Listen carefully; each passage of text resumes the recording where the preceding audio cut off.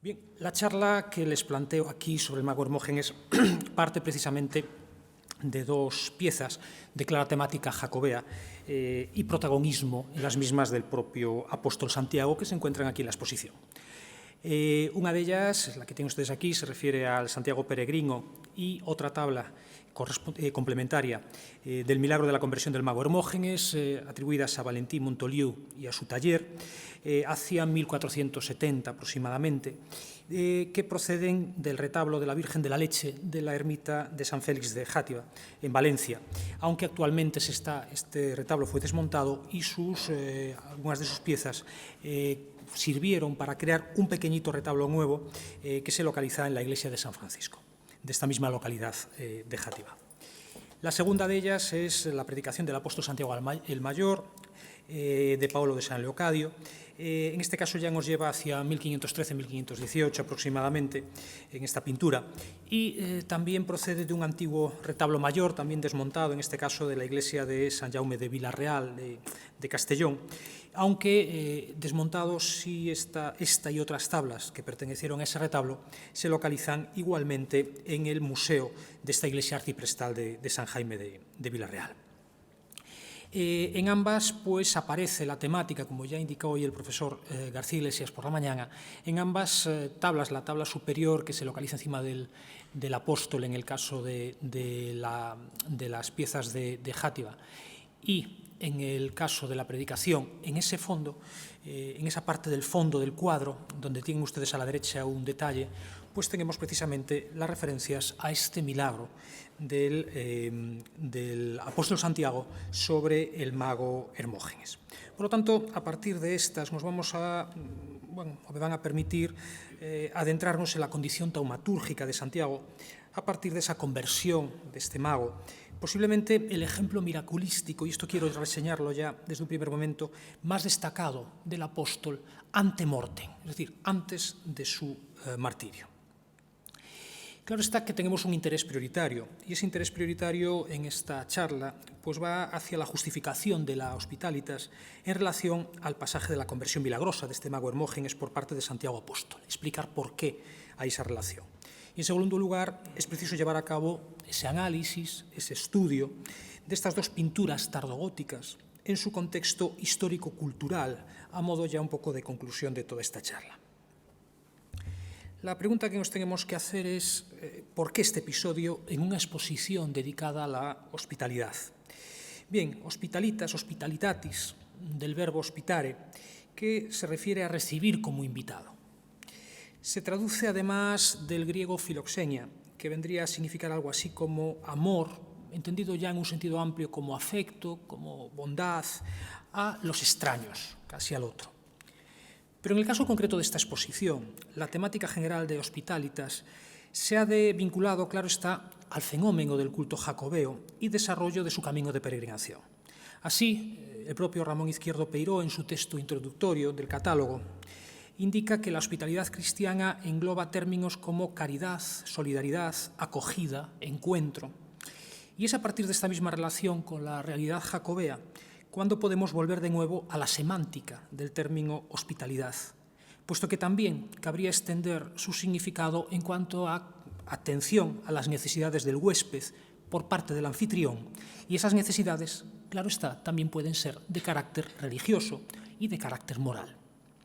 De ahí la selección en esta exposición de estas dos obras que, si bien ya perfectamente justificadas por el protagonismo que en ellas se concede a Santiago Cebedeo como peregrino y como predicador en ambas, pues a su vez incluyen, aunque pues, de manera complementaria, este pasaje miraculístico en vida del apóstol referido a ese vencimiento y a esa conversión luego del mago Hermógenes. Y plenamente justificado esto en esa atención hacia el prójimo que comentábamos, que deriva de la hospitalitas cristiana en su sentido escatológico y moral, traducido con respecto al mago Hermógenes en la atención salvífica del apóstol Santiago hacia el pecador, buscando que cejase en su empeño del mal y su posterior conversión. Como en efecto nos dicen los relatos hagiográficos que así se produjo. Explicado el interés temático, por lo tanto, de desta reducida selección de obras e abordada su justificación en todo el discurso expositivo desta exposición de Hospitalitas, es momento ya de abordar de lleno el episodio miraculístico de la conversión del mago Hermógenes desde el análisis y desde el estudio textual e iconográfico artístico. Porque solo entonces, desde ambos análisis, podremos revisar estas dos pinturas ya en la parte final de la charla, a modo de conclusión, al poder contar entonces con los suficientes criterios interpretativos que faciliten esa conveniente contextualización que pretendemos. Hay unos intereses consecuentes que nos llevan hacia la atención iconográfica dirigida al milagro de la conversión del mago Hermógenes tras la confrontación con Santiago Apóstol. ¿Por qué? Pues este episodio se demuestra principal en el relato geográfico de Santiago ante Morte, y eso lo podemos observar a partir de dos ámbitos. Primero, en su fortuna textual, y segundo, de manera visual en las numerosas obras que han llegado hasta nosotros. En esta ocasión nos vemos obligados a acotar esa revisión fundamentalmente a los siglos XIV, XV e inicios del XVI, porque son los referentes y fuentes más cercanas a las obras que vamos a estudiar. Pero en todo caso, tendremos también en cuenta necesariamente, de manera puntual, textos y obras anteriores por su papel precedente, contextual o también comparativo. Consideraciones que debemos tener en cuenta. Este estudio siempre ha de partir de la revisión de ciertos relatos y de ciertas tradiciones textuales, con especial atención a su grado de difusión en tiempos ya del gótico avanzado. Tales fuentes textuales, lógicamente, hubieron de servir de inspiración directa para aquellos mentores y artífices destinados a transcribirlos por medio de imágenes en diversos soportes, escultura, pintura, orfebrería, etc., miniatura. Dichos textos deben ser convenientemente enfocados, con el objetivo de no perder la perspectiva acerca de la autonomía, en todo caso, en la elaboración y en la percepción de las imágenes. Es decir, primero, deberemos tener presente el papel mediador del teólogo en la aprehensión y transmisión de la imagen textual. ¿Por qué? Porque el teólogo va a condicionar esa comprensión y esa elaboración figurativa por parte del artista. En segundo lugar, se ha de considerar la particular codificación material, visual, debida al artista, es decir, su autonomía creativa, más o menos desarrollada. Y en tercer lugar, también tenemos que tener en cuenta asimismo la específica recepción por parte de fieles y comitentes. Y todo ello en ese siempre complejo proceso de percepción e interpretación del iconograma. Contextualizado aquí, insisto, en los tiempos tardomedievales, y con sus particularismos devocionales y piadosos. El milagro de la conversión de Hermógenes en las fuentes textuales. Si me permiten, y dado que temo que no se vea demasiado bien en la pantalla, pues voy a resumirles básicamente lo que planteamos aquí. ¿Cuáles son las fuentes textuales fundamentales donde podemos rastrear el milagro de Hermógenes? Bueno, en primer lugar, debemos de tener en cuenta que ya la historia de Santiago, los relatos sobre Santiago, nos llevan en primer lugar a Eusebio de Cesarea y a su historia eclesiástica en el segundo decenio del siglo IV, apuntado anteriormente además por Clemente de Alejandría. Aquí está el punto de partida. Bien es cierto que ese punto de partida de Eusebio de Cesarea, ayudado por las Acta Apostolorum y por el Pseudo-Abdías y por otros relatos que se fueron configurando en esos primeros siglos medievales, van a permitir definir ya de un modo consistente la llamada Passio Sancti Jacobi. La Passio Sancti Jacobi va a contener los primeros rasgos hagiográficos del Cebedeo plenamente definidos y va a quedar configurado como texto clave ya hacia mediados de la Alta Edad Media. La fuente textual más prolija en todo lo que tiene que ver con el cumplimiento por parte de Santiago de la misión encargada por Cristo, es decir, la Missio Apostolorum, su complementario poder taumatúrgico, los pormenores hagiográficos de su pasión y de su muerte, e incluso vamos a observar que en esa confección de la Passio Sancti Jacobi hubo ciertos préstamos, ciertos trasvases. No se nos escapa que hay, en el caso del mago Hermógenes, un paralelismo, o por lo menos un acercamiento a lo que pueda ser el episodio de Simón el Mago en relación con la geografía del propio San Pedro. Gozó esta Passio Santi Jacobi, que recoge toda la geografía y todos los relatos relativos a Santiago, de unha gran difusión por todo el mundo cristiano a partir de la versión latina concretamente, insisto, desde finales del siglo V, inicios del siglo VI. Es el texto referencial. Precisamente tanto es así que varios siglos más tarde va a ser tomada como texto referencial por los autores del Liber Santi Jacobi.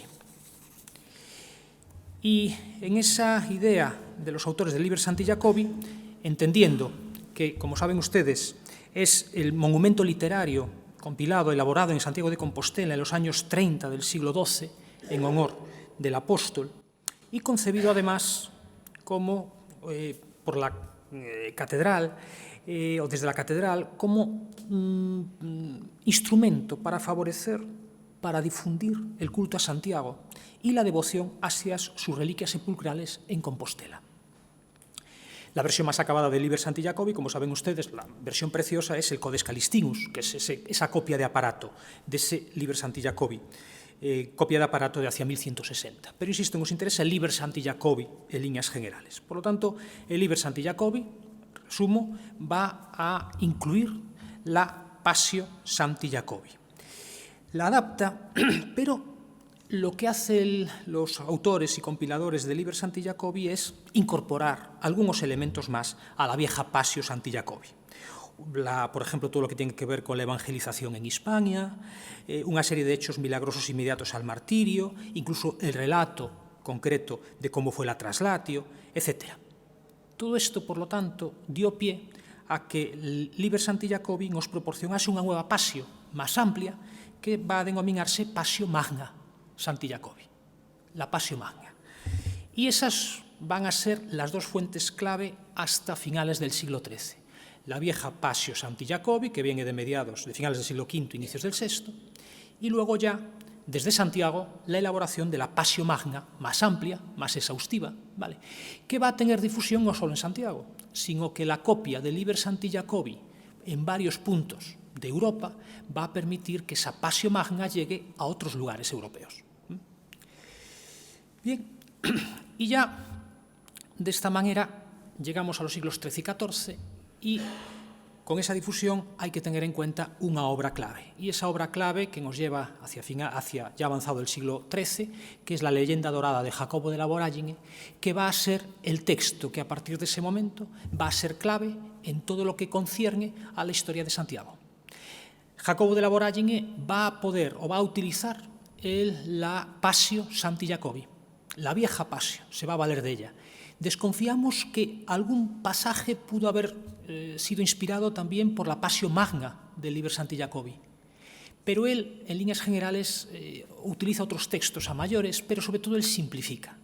Y va a ser esa pequeña simplificación a partir de estas fuentes las que a partir del siglo XIII, de finales del XIII, va a ser la fuente clave de inspiración para teólogos y sobre todo para artífices, artistas, a la hora de reflejar las historias de Santiago, y ya lo señalaba hoy también por la mañana el profesor García Iglesias. Por lo tanto, a partir de este momento, de finales del siglo XIII, insisto, la Leyenda Dorada, una versión más simplificada de la Passio Santi Jacobi, va a ser el elemento clave. Ahora bien, no el único, porque, insisto, la devoción a Santiago en determinados puntos de Europa que podían contar con el Liber Santi Jacobi les permitía poder disponer a veces de estas otras fuentes. También hubo otros autores de otros Flos Santorum, por ejemplo, en el caso castellano, en los siglos XIV y XV, fueron varios los autores que plantearon compilaciones de historias de santos, pero su escasa difusión no nos permite utilizarlas o justificarlas en esta inspiración para maestros más allá que en casos muy, muy puntuales. Bien. Llegados a este punto, entramos en el relato visual en torno al Mago Hermógenes y Santiago. Bueno, pues es recordar un poco la historia que probablemente todos ustedes, a buen seguro, pues ya conocen. Para recordar la historia del Mago Hermógenes me voy a valer de dos obras que narran en el siglo XIV y XV, narran este tema. Por un lado, el famoso legendario húngaro de los Anjou, este códice compuesto para la dinastía de los Anjou hacia el segundo cuarto del siglo XIV, debido a maestros posiblemente de Bolonia, Nápoles, y hoy el códice está desgajado en varias partes, se conserva en la Biblioteca Vaticana una parte, la más importante, en la Pierpont Morgan Library de Nueva York, en otras, en el Metropolitan de Nueva York, etcétera, en otras partes más. ¿Por qué nos interesa este códice? Porque de todas las vidas de santos, que incluye varias de ellas húngaras, etcétera, la más amplia, la más exhaustiva es la historia de Santiago. Y ahí nos narra de manera pormenorizada, por ejemplo, el episodio del mago Hermógenes. La otra obra que nos interesa nos lleva a Amiens, a la Catedral de Amiens, en Francia, Notre-Dame de Amiens, y ahí, encima, en la parte superior de ese sepulcro del canónigo Guillaume Oscoteu, pues se localiza en esos 4 relieves precisamente la historia de Hermógenes, ahí desarrollada. Bien, vamos entonces a ir muy rápido. Lo que nos cuenta el relato de la predicación y la conversión del mago Hermógenes, pues es la vuelta de Santiago de la predicación en Hispania, y entonces, pues cómo sigue predicando a los judíos y cómo esto se convierte masivamente gracias a sus prédicas.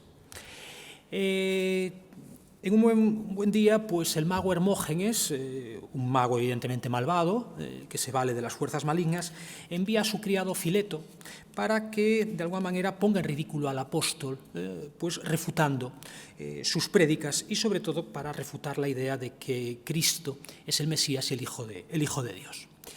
Sin embargo, Fileto, con otros fariseos que acuden a las prédicas de Santiago, pues automáticamente se ve convertido, se ve convencido primero y se decide convertir al cristianismo gracias a estas prédicas de Santiago Apóstol.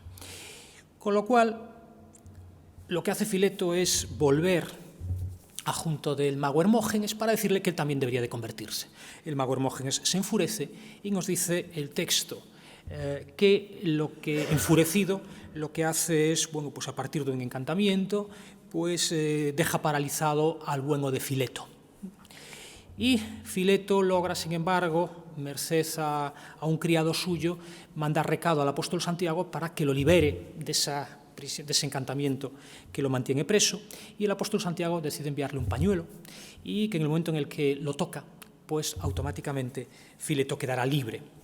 No deja de ser llamativo, en el caso precisamente aquí del legendario Unga de los Anjou, cómo hay un préstamo literario interesante, con una reinterpretación, si queremos, quizás más mundana, y es que frente a esa idea de la magia que ha paralizado a Fileto, en este caso, pues el miniaturista y el texto decide meterle en una prisión al uso, típica tópica, con lo cual aquí se deja de lado el tema de la magia de Hermógenes contra Fileto.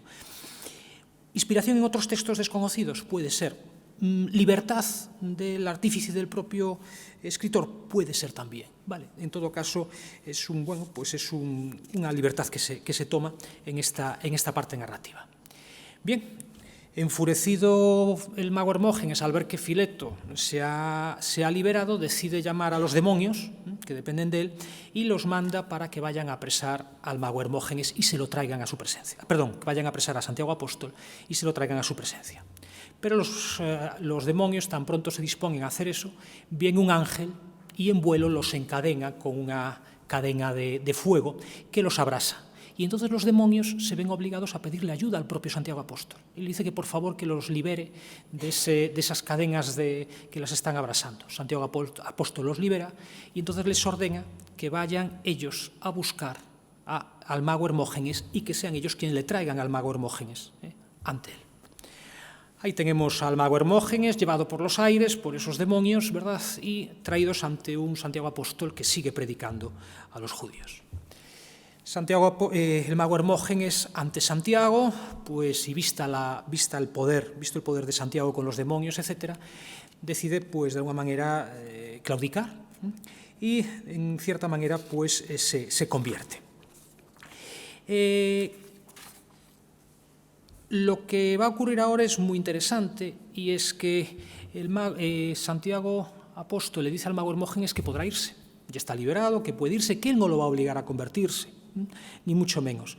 Pero el mago Hermógenes dice que sí, que él va a cumplir, pues su cometido, pero le dice a Santiago que no se atreve a irse con esos demonios por ahí pululando que van a querer pues, vengarse de él. Entonces, lo que hace Santiago Apóstol es cederle su bastón para que pueda ir tranquilo, pueda marcharse tranquilo, y de ahí que no haya ningún problema. El mago Hermógenes, aprovechando este bastón, por lo tanto vemos el poder taumatúrgico del bastón del bordón, pues allá se marcha a buscar sus libros heréticos a su casa y con la ayuda de unos criados mete los libros en bolsas y se las trae todo ello ante Santiago para que pueda arder en el fuego y de esta manera pues acabar con esa herejía. Efectivamente, le prenden fuego, pero Santiago, atemorizado de que el humo que sale de esos libros heréticos pudiera contaminar y sobre todo pues pudiera afectar a algunos inocentes que por allí pasaban, le dice que mejor que le coloquen piedras a los sacos con los libros y que le coloquen plomo y que los tiren al mar. Y a partir de ese momento los libros son echados al mar. Y únicamente decir que con la protección del... que con la ayuda del mago Hermógenes, aquí ven una vidriera de la Catedral de Bourges anterior, de inicios del siglo XIII, y vemos como primero los libros son quemados, pero luego como los libros son echados al agua. Bien. Ahí llega de nuevo ya Fileto, y entonces Hermógenes se posta tras Santiago, totalmente arrepentido, muestra su sincera conversión, y a partir de ese momento Hermógenes va a seguir las instrucciones de Santiago, haciendo el bien, reconociendo la falsedad y la maldad de su magia, quebrando el ídolo, nos dice los textos, y con ello renegando de las adivinaciones que creía que ese ídolo le transmitía. ¿Vale? Eso aparece en el Apasio Santi Jacobi y en la Passio Magna, pero sin embargo, en la leyenda dorada esta historia no aparece. Y simplemente dicen que precisamente Hermógenes pues, comenzó a ser perfecto en el temor de Dios hasta tal punto que por mediación suya hizo el Señor diversos milagros. Vale. Bien, a continuación del episodio de Hermógenes viene la curación del paralítico, la conversión del escriba Josías y la decapitación de Josías junto al propio Santiago Apóstol. El propio Calistino va a reconocer al mago Hermógenes, a Fileto y a Josías como los tres últimos discípulos que hizo el apóstol Santiago en vida. Acabamos así, pues, de revisar todo el relato de Hermógenes a partir de la detallada narración visual que hemos proyectado en relación con las fuentes textuales más prolijas. Pero ya es el momento entonces de abordar pues, aquellas otras obras que, al igual que acontece con las dos pinturas que tenemos en esta exposición, sus respectivos artífices se vieron obligados a plantear una síntesis figurativa y lo suficientemente elocuente como para facilitar al espectador evocar todo el episodio de Hermógenes. Así, vemos como los artistas recurren con frecuencia a los demonios. Los ven ustedes aquí arriba, por ejemplo. Ahí los vemos también en estas otras dos pinturas, quizás como prioritario recurso identificativo en el episodio de Hermógenes, con una especial querencia además por su característica representación en vuelo. Cuando nos aparecen ahí unos demonios en vuelo, en la historia automáticamente podemos identificar a los demonios de Hermógenes. E incluso en ocasiones se recupera el valor simbólico y apotropaico de objetos como el propio bordón del apóstol, en perfecta sintonía con la exaltación iconográfica de Santiago como peregrino y del valor de dicha reliquia, recordemos, conservada y venerada en el santuario compostelano, conforme vemos también en esta misma exposición y que hoy también ha comentado el profesor García Iglesias. El bordón había sido indicado por el mismísimo Cristo para sus apóstoles en el mandato de la predicación de la palabra a todos los pueblos, la Missio Apostolorum, y con dicho bordón, además, habría estado Santiago en Hispania. Por lo tanto, vemos que el bordón adquiere un valor muy destacado. Si anteriormente ya señalamos ciertas licencias que les señalaba por parte del miniaturista, como por ejemplo el tema de la prisión, que decíamos en el caso de las miniaturas, pues también nos podemos encontrar con una licencia en esta representación del supuesto bautismo de Hermógenes por parte de Santiago, en esta pintura atribuida a Martín Bernat hacia 1480. El bautismo como tal no aparece recogido de manera explícita en ninguna fuente textual, aunque bien es cierto, lógicamente, que implícitamente se habla de conversión, lo que conllevaría el rito sacramental del bautismo.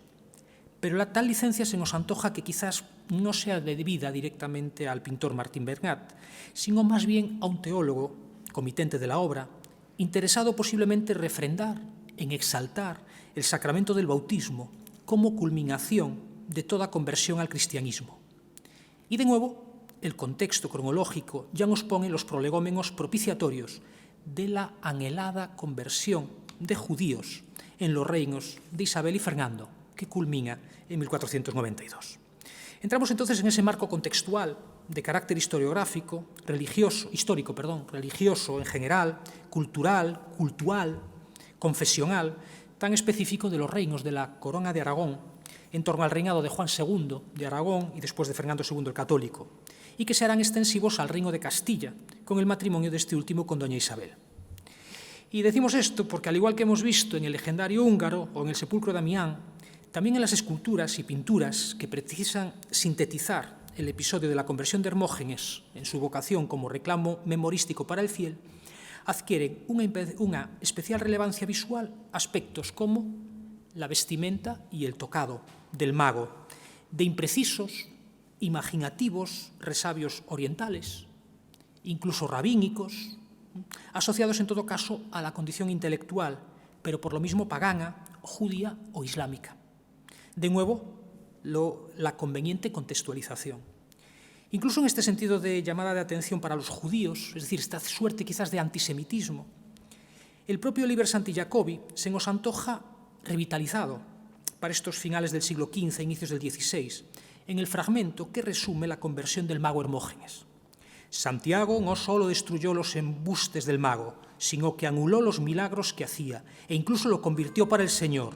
Oh necios de corazón, vosotros los judíos, ¿qué tratasteis de hacer vanos esfuerzos contra el Hijo del Trueno? Directamente en relación con los aspectos anteriores, debemos hacer hincapié en otros dos detalles iconográficos que desde luego parecen perseguir un mismo objetivo proselitista. En primer lugar, la propia predicación de Santiago, esa representación complementaria, pero muchas veces la más importante que vemos en algunas de estas obras, en esa predicación del apóstol. Es, desde luego, la predicación el preámbulo inexcusable para la conversión y adquiere un valor enorme, este valor de la predicación, desde finales del siglo XIV, con el desarrollo de la devotio moderna.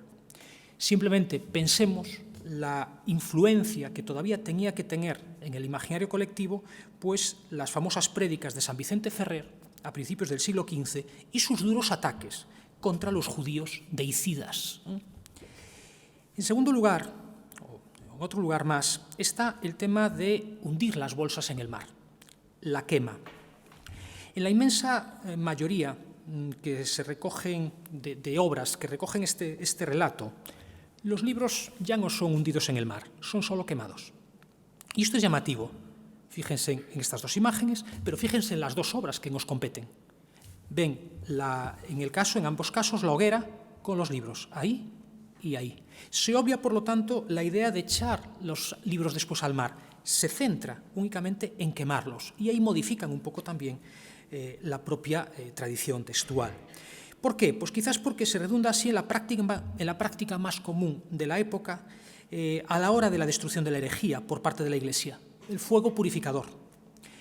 También, en este caso, podemos pensar en un episodio que tuvo que guardar o que tuvo que mantener una gran memoria muy larga, que fue, por ejemplo, la quema de los libros de Enrique de Villena, a su muerte, en 1434, en el convento de Santo Domingo el Real de Madrid, acusado o considerados muchos de ellos heréticos por parte del obispo o del futuro obispo don Lope de Barrientos. Por último, y teniendo en cuenta todo el contexto histórico religioso señalado, es momento de aludir brevemente al ámbito original, y con esto acabamos, específico de estas dos pinturas en cuanto a sus respectivos conjuntos artísticos, los retablos que lo albergaron.